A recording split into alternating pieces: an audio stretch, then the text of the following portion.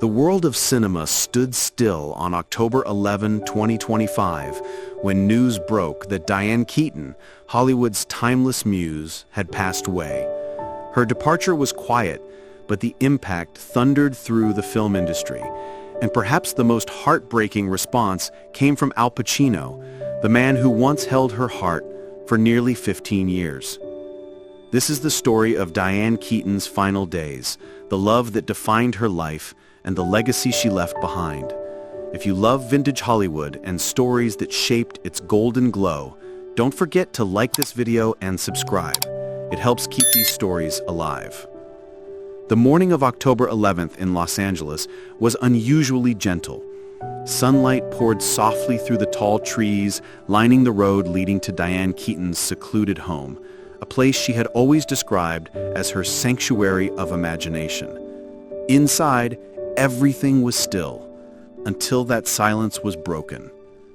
At 8:08 a.m., an emergency call came in. Person down.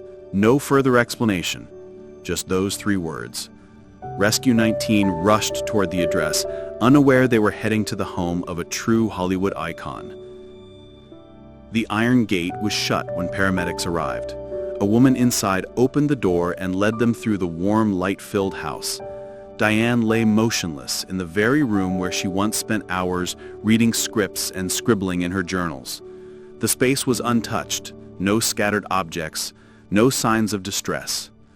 Only a serene, heavy silence remained.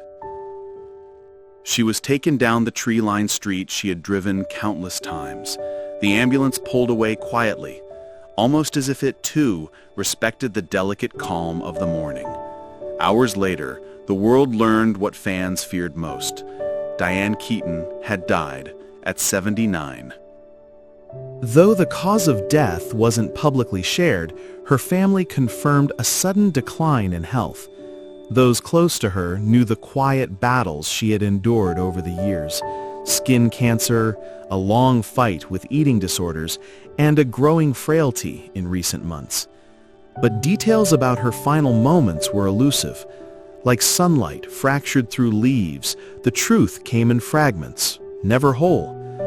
Friends and fans pieced together what they could, while tributes began to pour in from legends who had walked beside her: Woody Allen, Nancy Meyers, and many more who remembered her signature fedora and that unmistakable smile. Just 3 days later, on October 14th, Diane's family held a private funeral.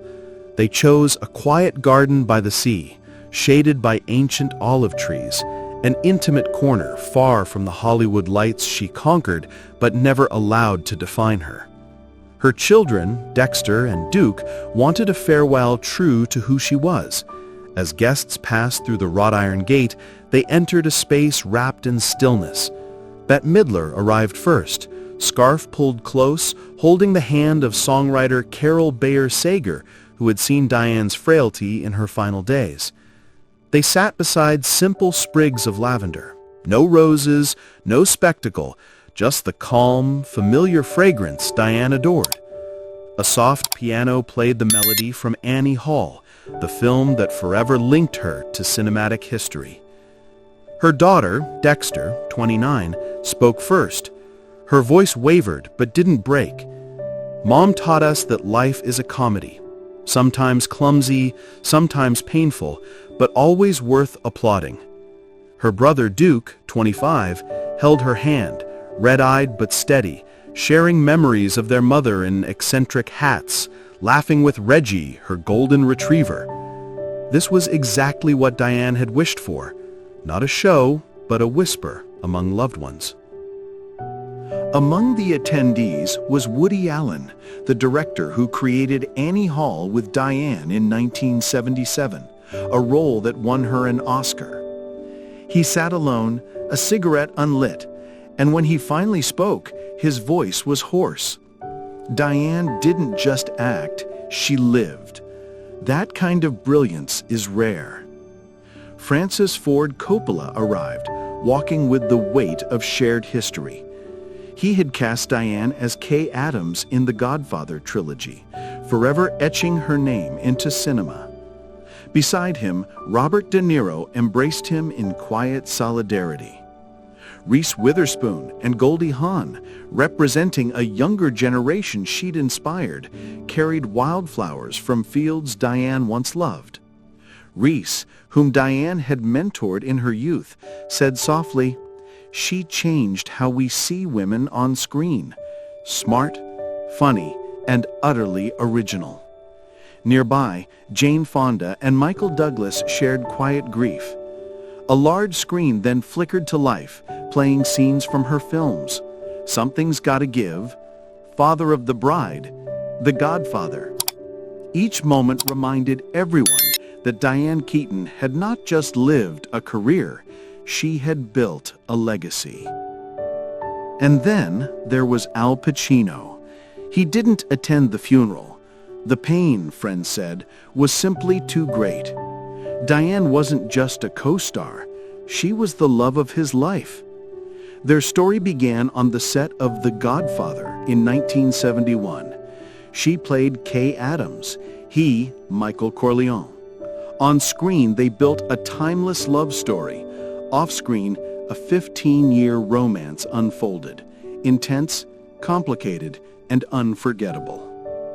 When news of Diane's passing reached Pacino, he was said to have wept quietly, whispering that he would regret for the rest of his life not marrying her. He spent the following days alone, surrounded by keepsakes, letters, photos from their time on set, a silver bracelet she'd given him in 1975. Pacino often returned to one memory, the moment Diane once said, "Marry me or we break up." He chose his career then. Now, that choice weighed on him like a shadow he could never outrun. Close friends revealed that Pacino didn't want to share his grief with the world. He preferred to keep Diane in his memory exactly as she was. Mischievous smile, fearless energy, and laughter that filled every room. He spent long hours revisiting photographs from their most intense years together, turning the pages of her old notebook where she had once scribbled, "Don't forget to smile even when the world is against you." In 2017, at her AFI Lifetime Achievement Award, Pacino had declared, "I will love you forever." Those words, now, had become his quiet farewell. Behind Diane's elegance and humor were years of private battles. At 21, she was diagnosed with basal cell carcinoma, a hereditary form of skin cancer that ran in her family.